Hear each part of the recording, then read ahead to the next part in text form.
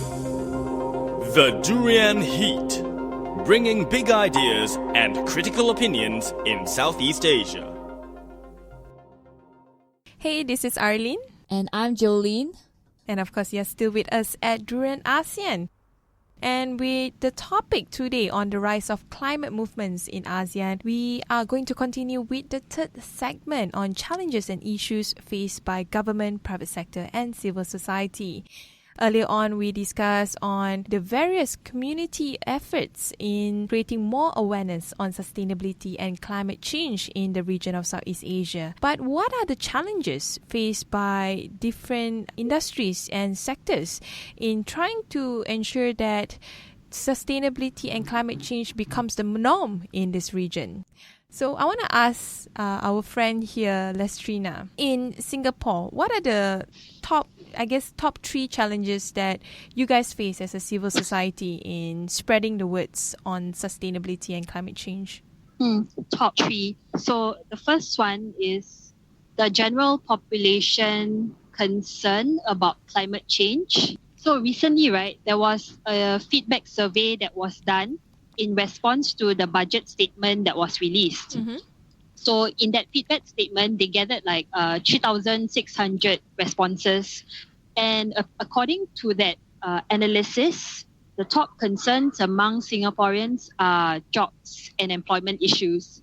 And climate change and environmental issues was not mentioned at all. Oh, wow. So I think in terms of challenges for NGOs, right, if you want to talk to the general population about environmental issues, if the main concern for people right now are jobs and employment issues, I think that challenge is there already because in terms of interest, it's not aligned. Mm-hmm. The other people are talking about jobs and here you are trying to talk about environmental issues. So that's already a challenge, in the people's perception.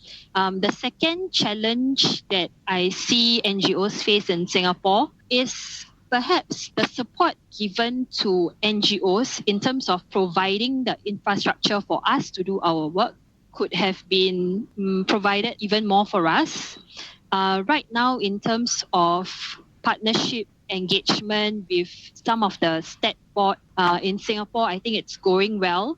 But in terms of providing the NGOs with office spaces for us to do our work, there are some individuals who have been asking for such things, but it's still not given to us. Yeah, especially lands are very expensive in Singapore. In Singapore, yeah. Because the challenge for us, NGOs, we are not profit-making companies and it's very minimal how much we make. So in terms of spending money for office rents, it's something that's going to be a huge cost.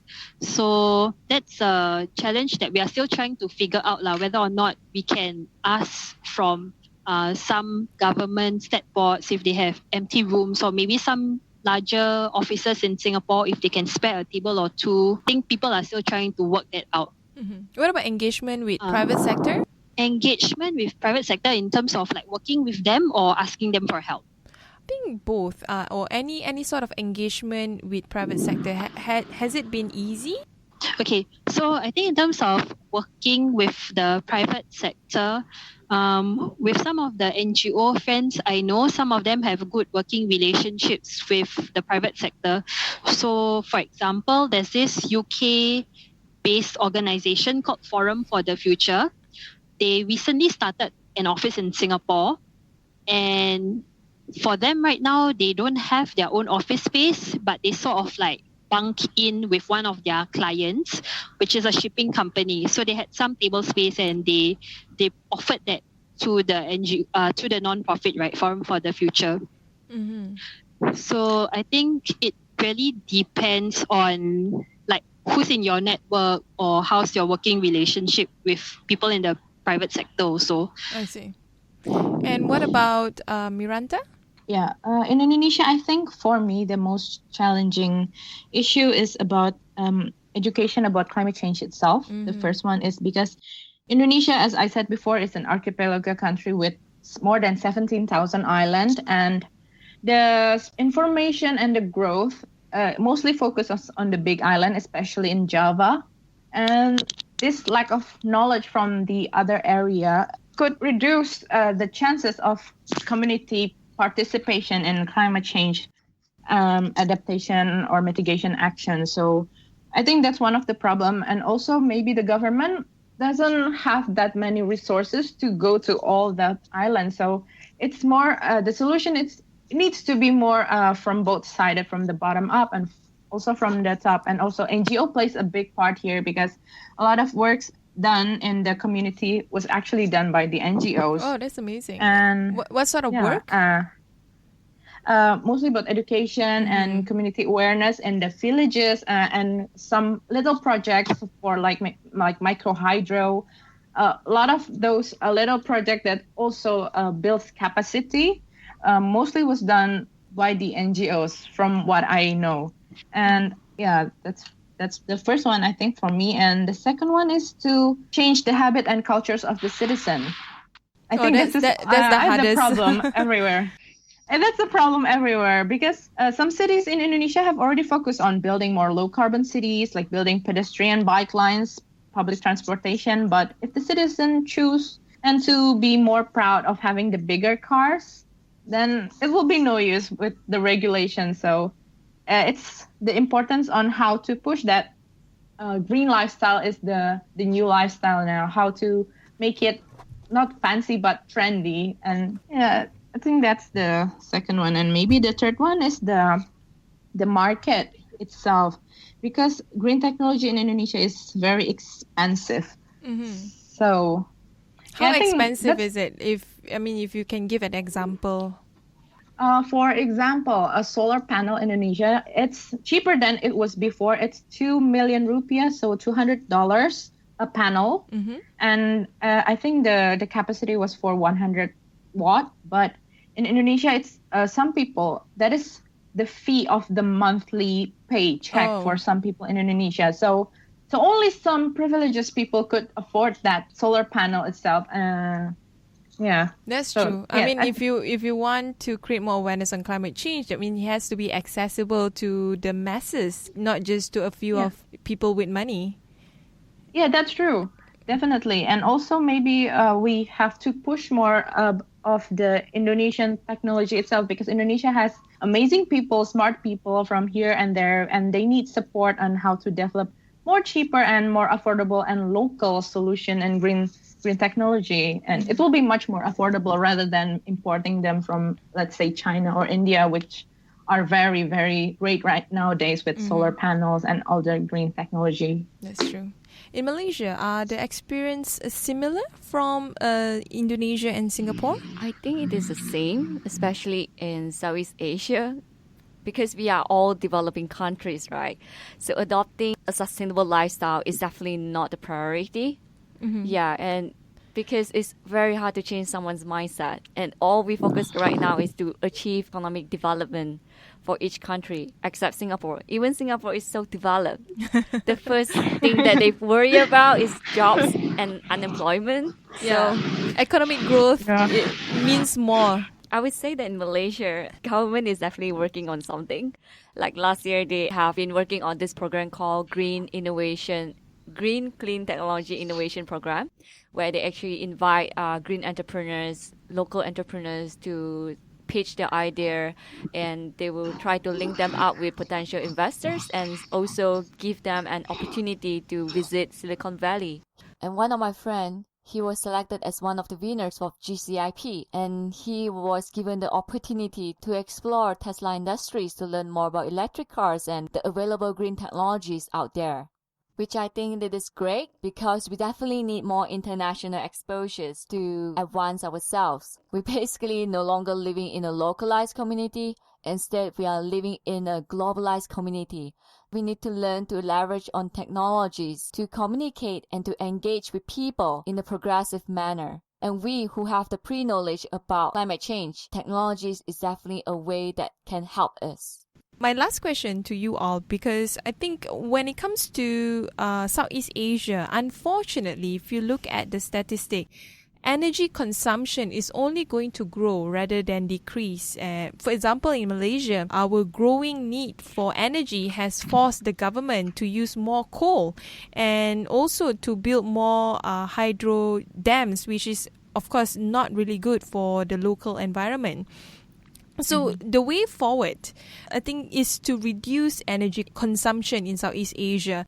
Perhaps any tips from you guys or any sort of recommendation for society to be able to change to be more sustainable and focus on addressing climate change? Okay, so in terms of energy consumption in the ASEAN region, I think the way I see it right now, in terms of human population, ASEAN region, at this stage, we have 600 million people. Let's say by 2030, the number is definitely going to increase. And like you mentioned, how we are producing our electricity right now through hydropowers through coal power plants and so on. I think from one angle, the way I see it, we definitely need to break free from fossil fuels and break free from using coal power plants and hydropowers if it's not necessary. But at the same time, for us to be able to do that, I think there needs to be more focus and more investments in clean tech and perhaps, really focusing on solar panels. Like Mirantha mentioned just now, the price has been reducing. It's cheaper now. But I guess the larger issue is like who's going to invest the money in all this and how are we going to implement it throughout the entire ASEAN region. So on one aspect, I'm looking at just, the energy issue. On the other end, I'm also looking at human population. We are increasing our energy consumption simply because the population is increasing. So maybe, right, from a population aspect, we really need to look at how we're going to restrict the number of human increase in the ASEAN region. So for me, maybe for the general public itself, is maybe to shift towards energy efficient product, because not only they are saving energy for the greater goods, they also save money for themselves. So maybe that is one of the benefits that we have to push, that by doing green, we are also having a benefit for ourselves itself, mostly for the money, because cheaper electricity bill. And to promote also, as Lastrina said, to shift towards from coal or from fossil fuel towards renewable energy, and to push more investors to come, especially in the Southeast Asia. We have the potential because we are in the tropical area with sun all years, and we have so much resources to have much more cleaner energy. And it works from both sides, how to be much more energy efficient. And maybe a little bit agree about the population on restricting them, but it's kind of hard as well to do that, because it might be some humanity issues there. But I agree with that. But it will have some pros and cons about that. Mm-hmm. Okay, for my opinion, I think to basically reduce our energy consumption, I believe there is a collaboration between different stakeholders. And for now, I believe we definitely have all those technologies that's available out there. Like I have seen certain technologies that is able to help buildings to reduce energy consumption, that they have this hardware to actually help you to monitor, software to actually tell you how you can reduce it. And I have seen some innovations where people actually create the light bulbs out of the leftover corn to make a sustainable light bulb that is also very efficient.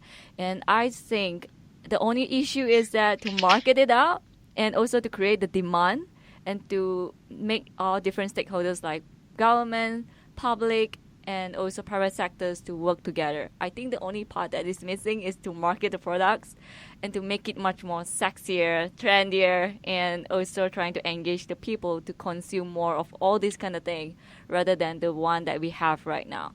Mm-hmm. Basically, it's all again back to changing someone's mindset. Yeah. And with that, thank you very much to Lastrina and Mirantha for speaking from Singapore and Indonesia. And of course, Jolene for sharing her experience as well. Thank you. Thank you. Thank you. Happy Earth Day. Thank you for listening to our podcast. For more interviews by Journe ASEAN, please tune into our website at journeasean.com. If you are on the go, you can always download our TuneIn app on your mobile. Please subscribe to our YouTube channels at Durian ASEAN and Durian ASEAN TV. Don't forget to follow us on our Facebook page, Twitter, and Instagram.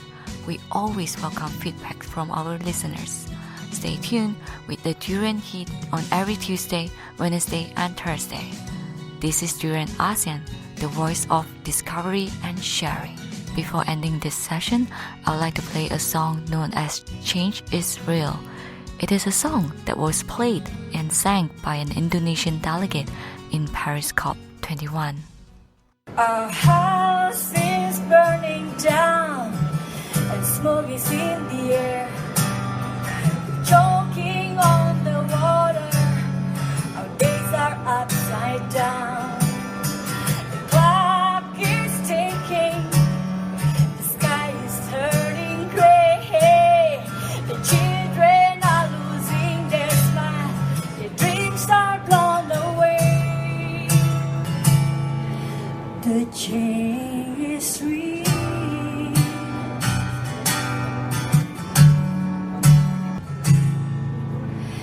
Give your love to Mother Earth, just like Mother Earth loves you. You're now listening to Durian ASEAN, the voice of discovery and sharing.